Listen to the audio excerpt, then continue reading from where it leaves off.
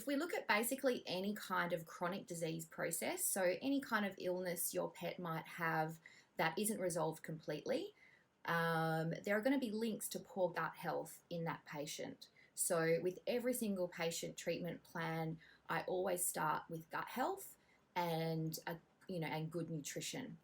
Food also, is our medicine. So looking at your pet's gut health is fundamental to any long-term solutions for literally any disease process, and even a lot of behavioral disorders, for example, anxiety, which is increasingly common in pet health problems, unfortunately, again, begins in the gut. When a puppy is first born, their gut microbiome is still very early in its development.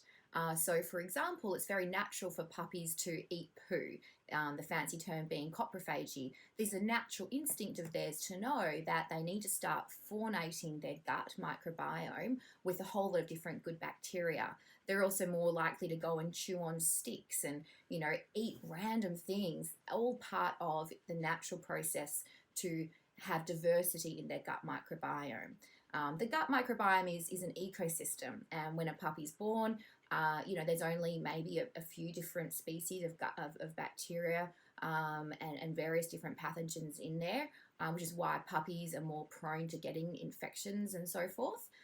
So the sooner that we can build that gut health by introducing lots of good bacteria, probiotics, prebiotics, the sooner the puppy's going to have a strong immune system. So fundamentally important to start looking after your puppy's gut health, and any pet that has any kind of chronic disease process, really important to really focus on their gut health too.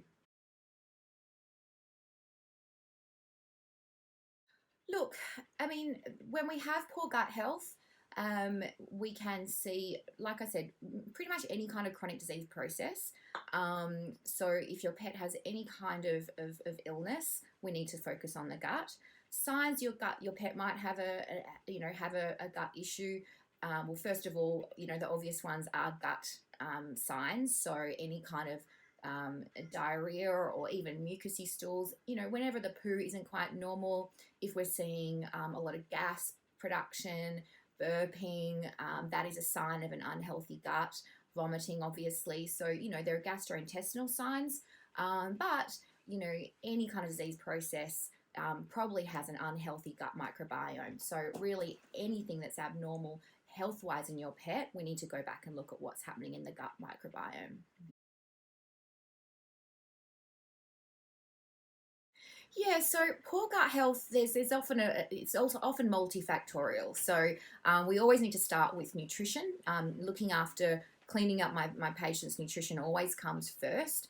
And unfortunately, most of the time, dogs that are on a highly processed diet, i.e., kibble, don't have the greatest gut health for a number of reasons. But from simplest terms, it's a very it's not a diverse food source. So to have a diverse gut microbiome, we have to be feeding the good bacteria too with different sorts of soluble and insoluble fiber. So different plant matters, different kinds of fresh meat is really important.